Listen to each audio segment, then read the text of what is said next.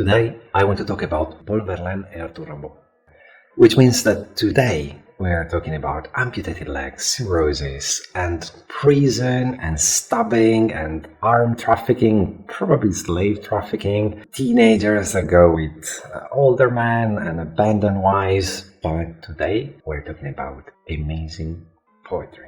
And almost everything happened before Rimbaud was even 20, except the part in which he died. He died quite late. He died at 37. And Verlaine died even later. He died at 61, which was an amazing age for an accursed poet in the 18th century in Paris. But before we start, intro. I went off with my hands in my torn corn pockets. My overcoat too was becoming ideal. I travelled beneath the sky news, and I was your vassal. Oh dear me, what marvellous lofts I dream of. My only pair of breeches had a big hole in them. Stargazing tone thumb, I sowed rhymes along my way. My tavern was at the sign of the Great Bear. My stars in the sky rustled softly, and I listened to them, sitting on the roadsides on those pleasant September evenings, while I felt drops of dew on my forehead like vigorous wine, and while, rhyming among the fantastical shadows, I plucked, like the strings of a lyre, the elastics of my tattered boots, one foot close to my heart. Artur Rimbaud was born in the Ardennes, which is a region of France which is really uninteresting. It's a shithole. And it's even worse because in 1854, the Franco-Prussian War started, and there were soldiers everywhere. And Rimbaud is this ingenious, 15 years old, beautiful boy wandering around, end up in the middle of soldiers. But since he was a poet and a genius, well, I'm sure he got something out of it. And I'm sure he got something out of his weird family. Okay, let me explain. His father abandoned him, and his mother said to everyone that he was the Widow Rimbaud. If your husband abandoned you, saying that you're a widow is not that weird. But I'll give you one example for all. Once in a while, she went to the cemetery and she paid to be put with dead people. Not for long, half an hour at a time, kind of a sort of training. But anyway, let's go back to Rimbaud. Rimbaud was writing Alexandrinian verses in Latin when he was 50. Now, writing poems in a foreign language, it's hard per se. But it's even harder to write Alexandrinian poems, which are the hardest metric you can write in Latin. Now, he wrote kind of weird stuff. Stuff like drinking a lot of beer and then going in a sunflower field and pee, and this pee became a golden shower, which might be the reason why it's called golden shower. And then this golden shower became an alchemic gold. Weird stuff. But, I mean, he's young. And if you're wondering why he was drinking beer at 15, that's because his mentor taught him. But his mentor understood he was a genius. And that's great, because if you are in a place like that, having someone that mentors you is great. Anyway, one day, Rimbaud reads some poems from Verlaine, and he loved them. He loved them so much that he decided to write some poems in French and send them to Verlaine. And Verlaine loved those poems too, so he told him, you should come to Paris. Now, Verlaine was a bit famous at the time. Not crazy famous, he was still working as an employee, but he was quite famous. He was 27. So Rimbaud decided to go. And it's 220 kilometers by foot to reach Paris. And we're not talking about nice road. We're talking about in the middle of the war, doing a road trip you've never done before. So it takes him a while. And he arrived in Paris, and it's tired and stinky, and he finds Verlaine's house in the evening, and he just knock at the door, and they don't even talk. He's so tired that they just say, oh, hi, and then he fell asleep on a couch. And even worse, Verlaine has a son that was just born and a wife, so not the ideal situation for a 50 years old. But it doesn't matter, because the day after, the two start going out together. And it goes pretty crazy. They start drinking, Verlaine quit his job, and start introducing Rimbaud to all his friends as this genius that is able to write the most amazing poems ever. And Rimbaud is young and beautiful, and he hates the bourgeois society and all the classic value, and it's clear that the two are lovers. It's very clear. And Rimbaud decided that he wants to see the world.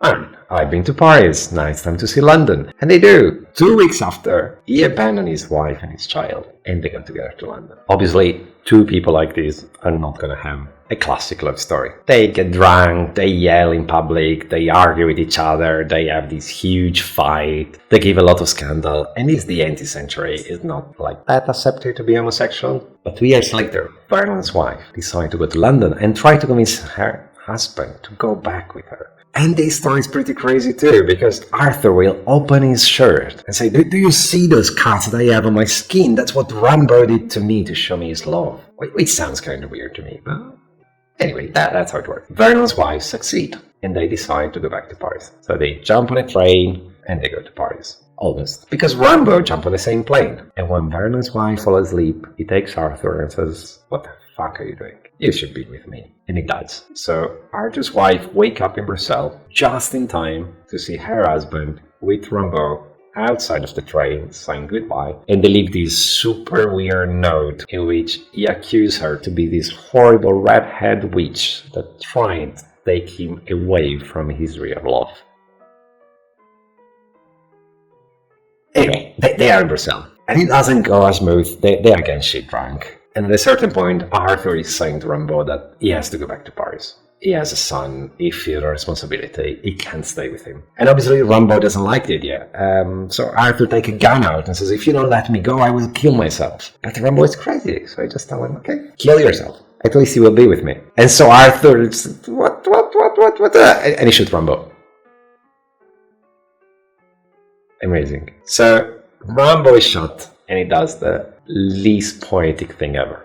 He calls the police. Because, yeah, curse poet, whatever you want, but if you start shooting, police. But he doesn't want him to go to prison for attempted murder, because that would be quite a long time in jail. So he will go to jail for sodomy, which was a crime if you were over 18, which Rimbaud wasn't. And that's why only Verlaine will go to jail for 2 years. And since he went to jail, their relationship kind of went over. So Verlaine will go out of prison after 2 years, he will divorce from his wife, and he will move to London, where he will stay sober for a little bit. He found a job in a university in London, which was great. But then he fell in love with a young student, which, okay, not too great, but the bad part is the young student died extremely young, and Verlaine was desperate, and he started drinking again, and he loses his job. And he decided to go back to Paris, and he find out that he has cirrhosis, because, well, if you drink absinthe and beer every day, I guess that's what happened. And then he's so drunk, or something happened, and he tried to choke his mother, and he goes back to prison, and then he finds out that he has syphilis, because he also loved prostitutes a lot, probably. Anyway, he's broke,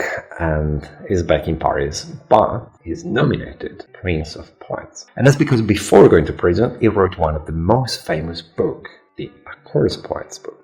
Anyway, he gets this little pension because he's the Prince of Poets, which is a nice title, but he's not going to enjoy it for long, because 1.5 years later, he died for lung complications, something like that. Pulmonite. Is it even a word in English?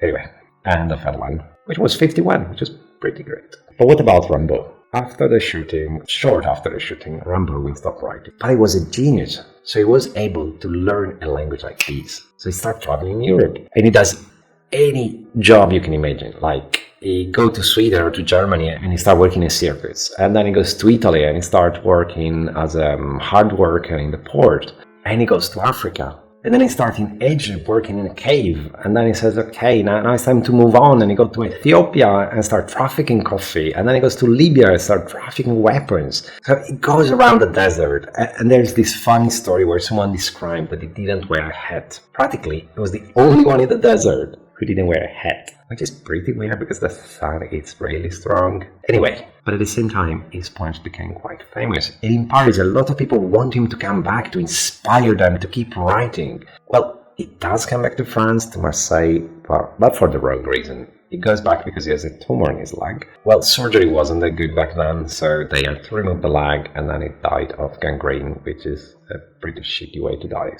So that's the end of Rimbaud, 37 years old. That said, poetry after Rimbaud and Verlaine will never be the same. They changed the rule of the game.